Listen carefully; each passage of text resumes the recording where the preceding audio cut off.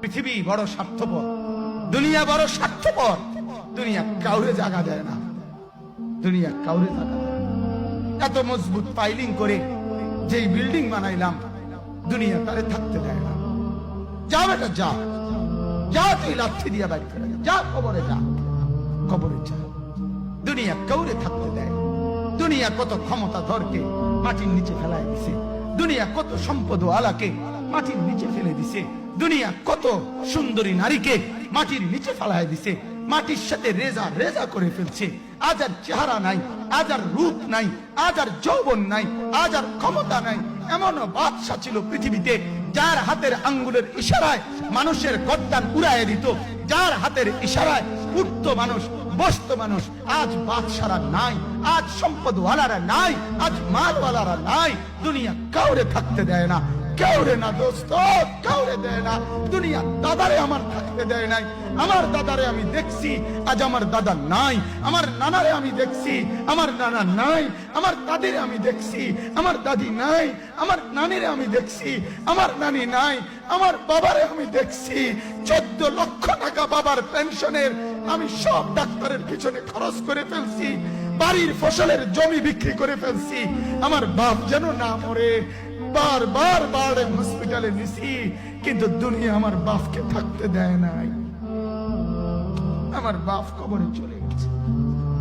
দুনিয়া কাউরে থাকতে দেয় না, কাউরে না, কাউরে না, কাউরে না,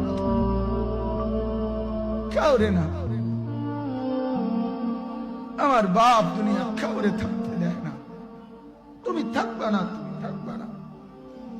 দুনিয়ার ধোকায় পড়ো না বাপ, দুনিয়ার ধোকায় পড়ো না। মাকে বুঝান। আজ মারা বেসামাল হয়ে গেছে, আজ বোনেরা বেসামাল হয়ে গেছে, বেপরদার উৎসব তুলে দিছে। এটা যেন আল্লাহর সাথে যুদ্ধ করছে। আল্লাহ করোনা না, তুমি আরো কিছু দাও, আমরা বেপরদিকে ছাড়বো না। যুবক ছেলেগুলো যেন বলতেছে, আল্লাহ তুমি করোনা দেওয়ার চাই দাও, অশ্লীল ছবি দেখা, ফেসবুকে নর্তকী দেখা, আমরা ছাড়বো না। দেখি তুমি কি করতে পারো, তুমি যা করার করো। দোকানদার ব্যবসায়ীরা হারামের লেনদেন করা বন্ধ করছে না, সুদখোর সুদ ছাড়ছে না, ঘুষখোর ঘুষ ছাড়ছে না, নাফরমান আর জিনাকার ব্যভিচারী এরা কেউ কিছু ছাড়ছে না। বেহায়ার বেপর্দা নারী তার অশ্লীলতার বেহায়াপনা ছাড়ছে না। মুসলমান তার ঘরে টেলিভিশনের নর্তকীর আওয়াজ তো বন্ধ করছে না।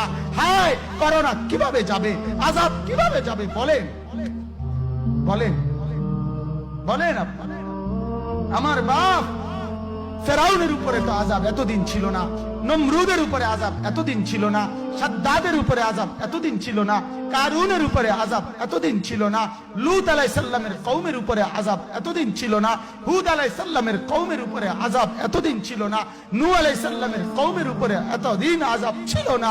আজ আমরা মালিককে এই পরিমাণ নারাজ করছি, মালিক এত বেশি নারাজ। আজ 1 বছর হয়ে গেছে, 1 বছরের চাইতে বেশি হয়ে গেছে, কই করোনার মহামারীর আযাব তো যাচ্ছে না, গেছে গা। বলে আমাদের লক্ষ লক্ষ বাচ্চার পড়ালেখা বন্ধ, এরা নষ্ট হওয়ার চূড়ান্ত পর্যায়ে পৌঁছে গেছে। মোবাইল এদেরকে শেষ করে দিছে। লক্ষ লক্ষ ছেলে। গতকালকে এক মা আমার আত্মীয় ফোন দিয়া বলতেছে, সকাল 10টায় বাচ্চাটা ঘর থেকে মোবাইল লইয়া বাইর হইছে, রাতের 10টায় মা তারে ফোন দিয়া বলছে, বাপ ঘরে আসতি না, ভাত খাইতি না। বাচ্চা তারে বলতেছে, তোমার অসুবিধা কি, তোমার সমস্যা কি? মা এই কথা বইলা কাঁদা দিছে যে, শোনেন হুজুর কদ্দুর দোয়া করো।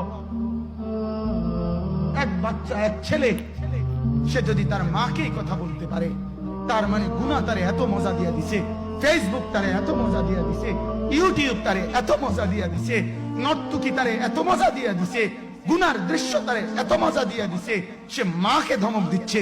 রাত 10টা বাজলে কি হইছে, রাতের 3টা পর্যন্ত দেখলে তোমার সমস্যা কি? আমার আখিরাত আমি নষ্ট করলে তোমার অসুবিধা কি? আমার জাহান্নাম আমি ঠিক করে নিলে তোমার সমস্যা কি? আল্লাহ আমাদেরকে মাফ করে দেন, আল্লাহ আমার জাতিকে মাফ করে দেন।